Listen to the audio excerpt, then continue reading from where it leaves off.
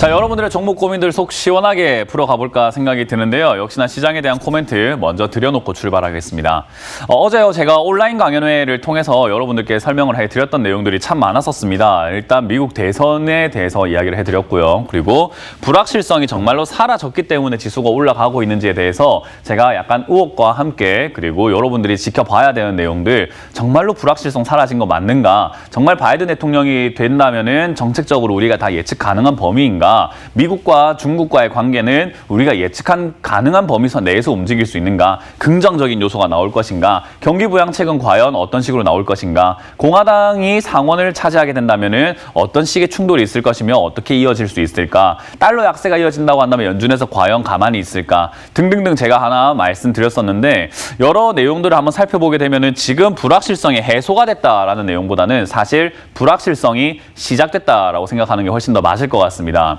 그럼에도 불구하고 지수는 상승으로 지금 방향을 틀었다라는 거죠. 역시 기대감들과 상상력들이 동원되기 때문이다 생각을 하고요. 현실은 지금 기업들, 중소기업들 줄도산하고 있는 상황이고, 그리고 줄도산하는 상황을 막아내지를 못하게 된다면 결국 단계적으로 올라와서 중견기업, 대기업까지 타격을 입을 수밖에 없는 그런 구조입니다. 그래서 피라미드로 이렇게 본다면은 제일 윗단계가 지금 너무 멋져 보이기 때문에 아래쪽에 있는 우리 밑바닥 경제를 여러분들이 체크를 하지 않고 있는 경우가 많은데요. 실물 경제와의 괴리감은 날이 갈수록 점점 멀어지고 있다 생각을 하셔야 되겠죠. 그리고 이제 백신에 대한 기대감 이야기 나오고 있는데, 사실 백신 기대감 실제로 44,000명을 다 조사를 한 게 아니라 94명을 조사해봤더니 94명 중에서 90% 정도의 환자는 44,000명 중에서 코로나가 94명이 발생이 됐는데, 그 94명 중에서 90% 정도는 위약을 맞았던 사람들이고, 그리고 나머지 10%만 백신을 맞았던 사람들이더라. 그러니까 90% 예방률이지 않느냐라고 하는데, 사실 항체 생성률을 확인할 수도 없었고요. 그리고 부작용이 어떤지도 아직은 모르는 단계인데다가 우리나라 질병관리본부에서도 밝혀냈듯이 우리나라에 백신을 도입하기 시작을 하려고 한다면 최소 내년 2분기 이후에나 가능할 것이다 라고 생각을 하고 있잖아요. 적어도 내년 6월 이후라는 거죠. 그때까지 어떤 변수가 있을지도 모르는 상황에서 상승 베팅을 한다?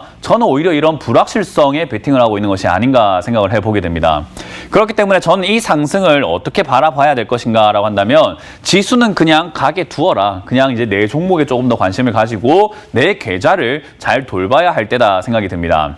그래서 여러분들이, 저는 이렇게 생각을 해요. 여기서부터는 이제 아슬아슬한 줄타기라고 생각을 하게 되는데, 아슬아슬한 줄타기에서 나는 이제 무서우니까 여기서 내려갈래 라고 하는 사람도 있고요. 아니면 난 좀 더 즐겨볼래 라고 아슬아슬하게 줄을 계속 타는 사람들도 있겠죠. 그러나 그 끝은 결국 끊어지는 줄이 될 겁니다. 그 끊어질 때 계속 타고 있었다라고 한다면 다칠 수밖에 없겠죠. 그렇기 때문에 최소한의 안전띠, 안전줄, 안전바 이런 것들은 여러분들이 좀 지켰으면 좋겠다 싶은 게, 적어도 지금 실적이 나오지 않는 기업을 투자하고 계신다면은 그거 이제 그만두셔야 됩니다. 최소 영업이익은 좀 보고 투자하시는 게 좋고요. 실적이 조금 나오는 기업도 위험한 판국에 실적이 없는 기업을 투자하겠다라고 한다면 저는 그 점 좀 알려드리고 싶고요. 두 번째로는 여러분들께서 기억을 하셔야 되는 게, 부채가 지금 매년 증가를 하고 있거나 최근 분기에 부채가 갑작스럽게 증가하고 있는 기업들은 반드시 피해야 된다라는 생각이 듭니다. 그런 기업들은 역시나 유상증자를 갑자기 할 수도 있고, 또는 부도가 난다라든지, 또는 관리 종목으로 갑자기 편입되는 경우들도 있기 때문에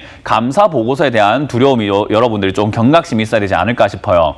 그래서 내 종목을 그냥 아무렇게나 사가지고 들고 가고 있는데 갑작스러운 폭락을 맞아내게 되면은 여러분들 패닉이 오게 되고 어떻게 해야 되지 싶단 말이죠. 그럴 때에 대비해서 내 종목이 그런지 아닌지 잘 모르겠다 싶다면 반드시 여러분들 주식을 100% 다 하지 마시고 반드시 현금을 최소 30에서 50%는 마련해라라고 제가 말씀을 드리죠. 그 현금이 있다면은 주가가 폭락을 해도 추가 매수를 통해서 탈출할 수 있는 기회를 만들 수 있는데, 만약 현금이 없다고 한다면은 떨어졌다가 다시 내 본전 올 때까지 손 놓고 기다리는 수밖에 없습니다. 그렇게 잘못한 선택을 하게 되면은 결국 빠졌을 때 신용을 써가지고 들어갔는데 돈이 더 필요해 하다가 결국 돈을 더 날리는 형태가 나오게 되거든요.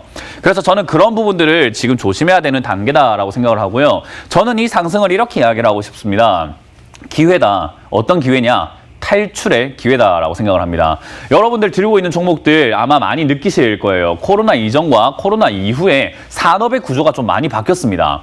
그 말은 뭐냐면 코로나 이전에 여러분들께서 기대했던 상승 어떻게 올라가겠지, 이 기업이 괜찮겠지라고 생각했던 업황과 전망이 다 무너져 버린 거죠. 새로운 시대와 새로운 변동성과 새로운 주도주와 새로운 업종들이 다시 태어났다라는 거죠. 그렇다는 말은 여러분들이 캐캐묵은 과거 종목을 들고 있다라고 한다면 이 시장에서 도태될 수밖에 없습니다. 결국 리셋이라고 하는, 결국 다시 우리가 계좌를 포트폴리오를 다시 짜야 되는 시기가 오게 되는데, 그게 지금까지 물려 있어서 힘들었고 내가 최근에 괜히 매수해서 힘들었고 괜히 고점에 사서 힘들었다라고 한다면, 저는 이번 상승을 통해서 여러분들이 그런 종목들을 깔끔하게 다 정리하신 다음에 다시 사도 되잖아요. 잠깐 다시 팔았다가 다시 사도 되는 거니까 시장의 흐름에 맞춰가지고 앞으로의 주도주는 어떤 것일까를 조금 더 여러분들이 전망을 살펴보고 지켜봐도 되지 않을까. 지수가 2,800까지 간다, 3,000까지 간다, 2,600까지 간다, 또는 막 7,000까지 간다, 이런 거는 중요하지 않아요. 지금 여러분들이 어떤 종목을 들고 있는가, 또 나는 어떻게 투자하고 있는가를 잘 모르고 있다고 하신다면은 반드시 시장이 올라가도 도태될 수밖에 없고 소외당할 수밖에 없고, 마찬가지로 시장이 때로 떨어질 때는 그 타격은 남들보다 2배, 3배 더 크게 받아들일 수밖에 없다 생각이 듭니다. 그래서 저는 여러분들께서 지금 초보분들이 많다면 리스크 관리를 제대로 하고 있는지가 궁금하고요. 리스크 관리를 한다라는 것은 상식적으로 주식은 내려갈 때 비중이 많아지는 거고 올라갈 때는 비중이 없어져야 되는, 오히려 매도가 진행이 돼야 되는 거죠. 그래서 저는 지수가 올라간다 그러면 매도가 맞다라고 생각이 들고요. 지금 이 지수를 보시게 되면 2,450포인트를 뚫을 때 거래가 상당히 많이 발생이 됩니다. 근데 저 거래가 발생이 되면서 거래 대금과 거래량이 많이 발생이 되었는데, 저 때 호재가 많이 나오게 되죠. 바이든 이제 대통령이 됐으니까 대선 불확실성 사라졌다, 그리고 백신까지 나왔다라고 하는 이야기로 뭐 우리나라뿐만 아니라 해외도 지금 거래가 많이 발생되면서 주가가 급등했습니다. 보통 이렇게 상승 추세 중에 있는 종목이라든지 어떤 기업들이 거래가 발생되면서 급등을 하게 되면은 보통은 거기가 고점이 되는 경우들이 정말 많이 있습니다. 예를 든다면 신라제를 한번 보여드리도록 할게요. 신라제는 지금 이미 정지가 되어 있는 기업이기도 하고 많은 주주들의 눈물을 좀 뺏어갔던 종목인 것 같은데, 제가 실제로 이제 뭐 유튜브라든지 많은 곳에서 이렇게 이야기를 합니다. 11월 10일 그리고 여기 넘어갔을 때 지금 조금 더 다음 쪽으로 넘어가게 되면은 11월 21일에 제가 영상 자료를 남겨놨어요. 지난 영상을 보시면 알 수 있는데 11월 21일에 거래가 터지면서 꼬리가 쫙 달리고 굉장한 상승 이후에 나오는 엄청난 거래량이 나왔을 때 제가 여기가 고점입니다, 이제 올라갈 수가 없습니다 라는 영상을 남겨놨습니다.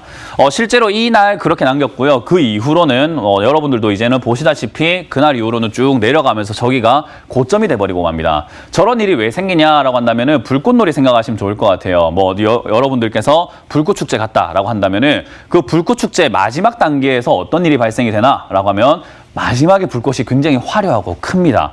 그렇기 때문에 저는 지금 지수도 약간 그렇게 보이는 거죠. 지금 지수도 지금까지 상승, 솔직히 뭐 경기 부양책이네, 양적 완화네, 유동성이네 이런 이야기들 때문에 올라왔지 한 번도 실적 때문에 올라왔다, 경기가 나아지고 있기 때문에 올라왔다라는 이야기는 없었습니다. 그러니까 이유 없이, 근거 없이, 맥락 없이 올라온 거죠. 그렇게 올라온 상황에서 마지막에 뉴스를 뿌리면서 거래를 발생시키고 급등을 시키고 많은 개인 투자자들이 매수하고 싶게끔 만든다? 저는 오히려 유혹이라고 봅니다.